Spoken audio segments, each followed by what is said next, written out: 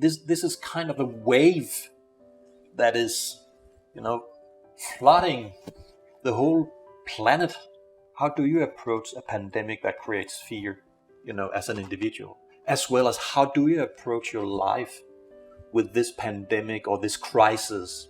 I don't want to live my life out of fear, because that's not a life worth living.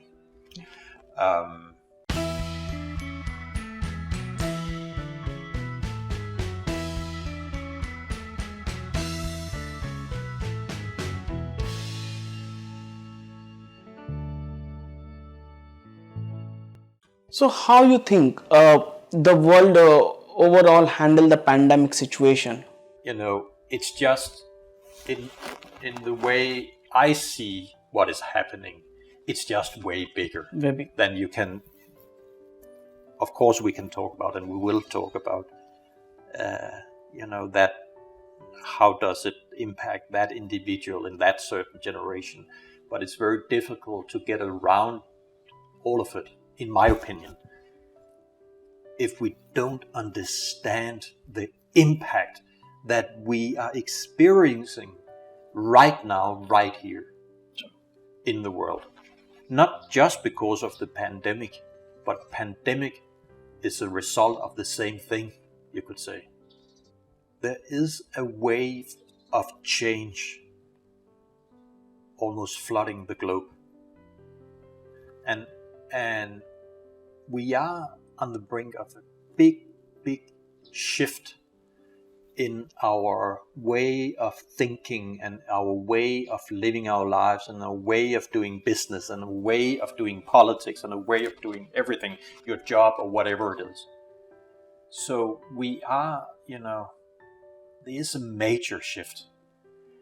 And the pandemic is just a small part of it, but a part that are pushing the same wave forth and creating these changes way faster than it would else. Yeah. So again, sorry for the bigger perspective, but I really think we need to, if we really need to understand what is happening, you cannot just focus on a small corner of it when the reality is a huge picture, so to speak, or a huge drawing. Right? You cannot just focus on a small corner. So what is happening is just a part of the same change that already happened before the pandemic. And the pandemic has then pushed it further forth, or forward, but and it gives opportunities, as we talked about, and it gives opportunities for the individual. How would you like to live your life? How would you like to live your life? That's a very good question to start with.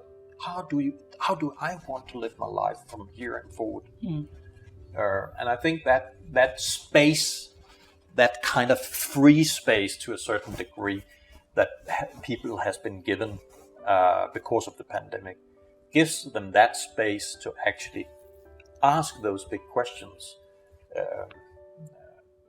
to themselves and hopefully find some answers, because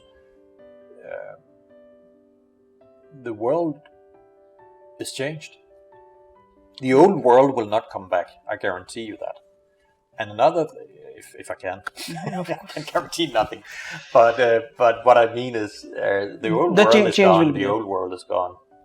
I sound like an old man now, but sorry about that.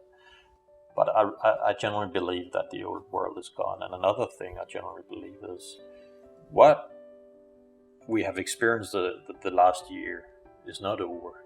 Yeah. It will happen again. And if it's not because of mutations, it's because of a new corona, a new something virus, a new bacteria, or whatever it is. So we need to deal with that. And I would actually challenge the viewer out there and say, we need to deal with that fact, because it is a fact. Bill Gates already talked about it several years ago, and he's, in my opinion, absolutely right.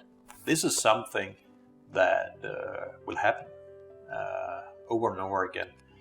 And I actually, to be honest, I actually think we only have two choices. Of course we don't. There's way more nuances in that because reality is a huge cloud, beautiful cloud of nuances, right? Of right and wrong and so forth, or the truth. But there's mainly two approaches to how we'll deal with that. And one is that we accept status quo, what has happened the last year, and our approach would be from a fear-driven perspective, where some people also, might be motivated by their own gain in it. Yeah. Of course, but first and foremost, I would say we can approach it with fear and let fear create the solutions. And you have seen the last year what fear creates. It locked down the world, it locked down families, it locked down society, it locked down life. Or we can change the narrative and say we don't want to be driven by fear. It's a fact, it comes and it will hit us. But we need to approach challenges like this in a different way. So we kind of change the narrative. With changing the narrative, of course, mean how we look at things, how we look at this challenge, how we look at a pandemic or the virus or whatever it is, right?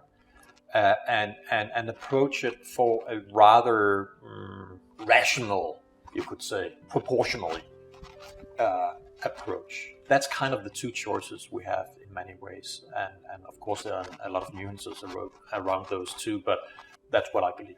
So on my next question, I want to know, how should we move forward differently? And what are the changes do we need now?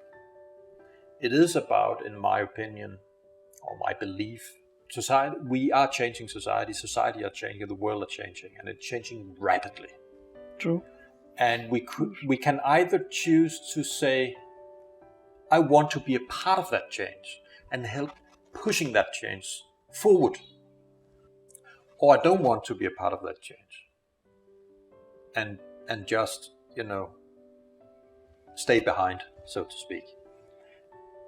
There is just one thing to understand when you make that choice, hopefully consciously. It's way better from the human psychological perspective to be a part of a change than be left behind. It's not funny to be left behind or let yourself be left behind. It's way better for you as a human being and as a being that want to live a happy life to be a part of the change than not be. That's actually a tip. That's a tip I could give to the viewers here is, think about these things. Change are already here, and it will only develop even more rapidly than already. And yes, a pandemic has helped us to push that change forward faster. But a lot of other challenges, we'll meet a lot of other challenges and a lot of other changes in general in the future that will change the whole way that we're approaching things in general, as I talked about before. So be a part of that change. Be that change. True. To use a famous sentence, right? Be that change. So it's absolutely true. Be that change instead of stay behind and not wanting that change, because it will just grow as a bigger and bigger and bigger obstacle within yourself if you want to stay behind instead of being a part of the change. So the change, and this is the beauty, change in society, do you know where that starts? It starts within the individual, So that's, the beautiful sentence, as we mentioned before, from Gandhi, be the change you want to see in the world, is absolutely true, because how we change societies, how we change our own life starts with changing yourself. Yeah. So you cannot, if you really want peace in the world, create peace in yourself. If you really wants prosperity for all in the world, create prosperity in yourself or in your own life. It is the fundamentals of life that change start within ourselves. You cannot radiate or express change out there if you don't get it right in yourself or in your own life. Start with yourself. Start changing yourself. Start to get it right, step by step. It might be a long process. It is a life process, by the way, to develop yourself. But start developing yourself, and through those developments, through those new knowledge you gain about yourself and about your own obstacles, and the process that leads to happiness, say, or the feeling of fulfillment or prosperity or peace or whatever it is, start with that, and then you will inspire and express it to the world, and that way become a part of that movement towards positive change. In that way, he was absolutely right, in my opinion. Gandhi, absolutely right. So that's crucial. So, on the continuation of that question, I want to know, how do we move forward as differently and as collective together? In my opinion, if we don't get the whole picture, the whole perspective of what is actually going on, we'll not get the detail, we'll not get the simple things correct. So bottom line is, what is happening is absolutely meant to happen in many ways, I believe, not given by a deity or anything. That's not what I'm talking about. I just mean this is something we have pushed for ourselves. Yeah. So it happens because it has to happen. And it happens, and we can rather choose to cry or be happy about it. Or do something about it. That's what the happy does. If you cry, you do nothing. The happy, so to speak, meet it with opportunity. Those who cry about it, they meet it as a disaster and doomsday. And but it's up to us which path or approach we choose. Remember that. That's up to the individual. You choose. Do you choose this, or you choose this one? So, but yeah, I certainly think, and those, the so-called test, I call it before, about the fear, and the so-called opportunity, I also call it about this, what has been pushed forth, we can meet as opportunity. That hits both of them. That hits all of us, whether generation. It doesn't matter what generation you are, right? It hits all of us. Yeah. So remember, we are first and foremost individuals, so to speak, that takes a place in a collective, not the other way around. You're not a collective that oppress the individual. Yeah. I know some people believe that, but that's not what I believe in. So I believe we are a bunch of individuals that creates a group or collective, and in that way it goes, not the other way around. And it's the same with the generations, where you can put certain traits on generations, right? And that's why we're talking about Gen Zs, Gen X, millennials, and so forth. But the point is, they're still individuals, so you might experience it differently. You from your millennial peers, might and it might also be different from country to country and so forth, right? So, but if you begin to analyze generation-wise and then say, then I believe there might be some to look into what I already said about the very young, the teenagers and the very Gen Zs, as well as the very old. The oldest part of baby boomers, right? And there's something to say about Gen X, kind of a foot in both camps, so to speak, and trying to navigate in that space, right? Because it's both a kind of kind of a bomb almost beneath you, right? Because your whole world is, or your whole life is kind of challenged, right? Uh, but on the other side, you also see the opportunities it creates, that you might even be pushed out of a job, unfortunately, or not pushed out of a job, but pushed to work alone at home. Yeah. When you at the same time try to keep your family together, right? Because your husband is also there, and he's sometimes an idiot, right? Because there's something, right? And so you live, way closer to each other, and your kids are there 24/7. So all this challenge people, of course it does, and but it's good challenges. But we also have to understand that these challenges, even though they might be good challenges, they are destroying families. They are destroying lives. So, what do you think are the consequences? How the way we are handling this current pandemic? Not many people want to discuss the consequences of our approach to this pandemic, right? One of you are talking about consequences at the workplace. Yeah. What about all those people who doesn't work? Yeah. Or pushed out of jobs? Did you know that poverty around the globe has exploded the last year? It's easy as a Dane like me. I come from Denmark originally, right? Haven't lived in Denmark for many years, but it's easy as a Dane or Scandinavian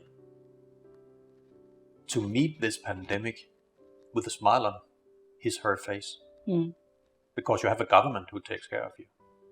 Yeah. So it's easy. It's very, it's easy in many ways. So if you lose your job, because of course some people has also lost a job in Scandinavia, there's still someone to support you. That's not the same thing around the globe. Just take here in Indonesia, where we are right now. There is no one to support you. Yeah. But your family maybe. But they might also have lost their jobs. So, and this is in many ways both the beauty, but also the frustration of life, or of leadership, or of politics, or whatever you want to call it. All of them. That at the same time you try to meet a challenge, but you might create an even bigger challenge. And that's why we people has a tendency, I would say, to choose to not look at the whole picture, because it's rather disturbing. So we choose to look at the corner and analyze the whole thing, the whole situation, the whole world, the whole reality out of one small corner, because it's not as disturbing. Can you see that? So now we are talking about the current situation. Let me give you an example. We are approaching the pandemic with a corner solution. Let's lock down the world, let's put up restrictions, all that. Yeah. It might help to slow down the pandemic. Okay. So we focus on that. But if we widen our view a bit and see, what will these lockdowns around the globe create, or what would they have of consequences outside this small corner? An explosion in poverty around the globe. True. It's already a fact. WHO has said it for a year. Trafficking has exploded, especially with young girls, because of poverty. So it's a negative side effect from poverty, unfortunately. Mental illness Increased around the globe has increased. It has exploded, not just in the poor nations, but certainly also in the Western countries, the rich nations. Suicide rate has exploded, especially in the rich countries. Lack of treatment of other diseases, some of the diseases that might kill you if you are not diagnosed or treated, has exploded also in the rich nations. So all these five, just to mention five, but I would say the five big, that's the rest of the picture. But it's, and that's how we people, I think, function in many ways. We want to just look at the reality singular. Yeah. Because it's easier to live with. It's easier to make decisions. But if you really want to develop as a good leader, whether you are a business leader, or you are a political leader, or you are a leader of your life, or a smaller group, or your family, whatever it is, you should begin to train yourself in approaching reality and therefore also approaching challenges from the whole picture. Even though you are accepting that decision making becomes way more difficult. True. But you will solve problems at a way higher level, challenges at a way higher level than just this. Because when you solve a corner approach, when you solve a problem or challenge from a corner perspective or corner approach, you just create a lot of other problems. True. So, then you can then move from here, the pandemic is over for some time, let's say, and now you then have to solve all the other problems that is way bigger, actually, way bigger than the problem with the pandemic. But we don't want to discuss it, and we don't want to approach it. But it comes from the human psychology, the human approach, our way of approaching life, because it's easier. So what are the takeaways in terms of choosing our future leader? Who is actually able of leading us? Who should be in charge of a company? A certain company it could be, if it's the company you work for. Who should be in charge of my community? Who should be in charge of my country? And some of the traits they should contain is what we're discussing here, in my opinion. True. Not fear-driven. Fear don't hit them, as well as they don't use fear as a driver to get what they want. So fear is a no-go. Singular approach to corner approach, no-go. It's a bigger approach, a way more intelligent approach to how you solve problems and challenges, and so forth. Do they really radiate an inclusion? That means all people, or are they rather including those who vote for them? Yeah. A relatively small part of the society. Are they in the game for gaining for themselves, or are they in the game for giving and serve their people? All those traits are what we look for in our leaders, whether it's the business leader you work for, the community leader, the country leader, whatever leader. And that is also one of the changes that are coming rapidly. And a pandemic like this are pointing it out very directly. So pushing it forward. But it is also one of the changes that we are experiencing right now. We need leaders like this around the globe in all matters of life or society. And we need them to take real responsibility for our beautiful planet and our beautiful humanity. Those who can do that are those with these traits I just mentioned. Yeah. They are the real leaders of tomorrow. So who are those leaders of tomorrow? You previously talked about them. Those are the leaders, your own generation. Millennials, if I can tell the viewers, he's a millennial. And Gen Zs, the younger generations, will make that happen. Yeah. I'm certain about it, because you are not accepting status quo, and you're not and you're not accepting bullshit. You're not, sorry, my wording, but you're not accepting leaders who bullshit us. That's also why you're not accepting to work for leaders who are bullshitting, right? Then you find another company to work in, and that you should do, or you begin to work for yourself, so to speak, or digital nomad or whatever you do, remotely or whatever you do, right? So in that way, you are way more conscious than my own generation and the older generations. So that's the beauty.